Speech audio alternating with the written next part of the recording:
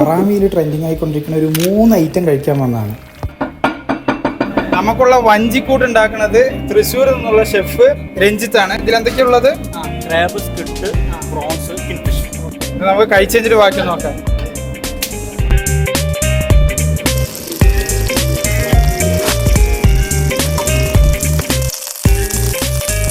സംഭവം സെർവായിട്ടുണ്ട് അല്ലേ? പൊളിയായിരിക്കില്ല.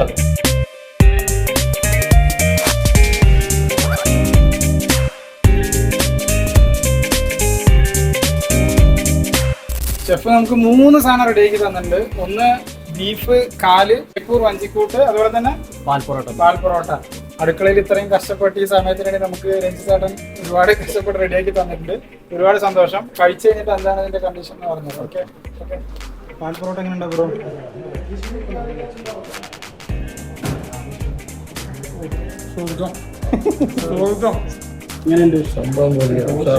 ഇതെനിക്ക് നല്ലപോലെ ഇഷ്ടപ്പെട്ടു. ഇത് നല്ല പൊറോട്ട.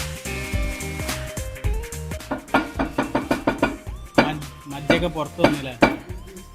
ഓ, ഇനി എന്ത് ബാക്കിയുണ്ടോ നോക്ക്.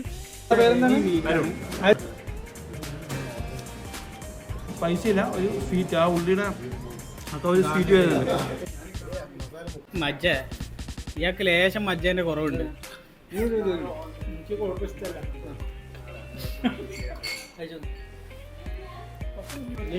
നെയ് പാൽ പൊറോട്ട മസ്റ്റ് ട്രൈ തന്നെ. ഒരു അടിപൊളി സാധനം.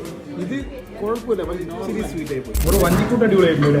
വഞ്ചിക്കൂട്ട് നന്നായിട്ടുണ്ട്, പക്ഷേ ക്വാണ്ടിറ്റി കുറവാണ്. ബേപ്പൂർ വഞ്ചിക്കൂട്ട് നല്ല മാങ്ങയൊക്കെ ഇട്ട് തേങ്ങാപ്പാലിൽ സെറ്റ്.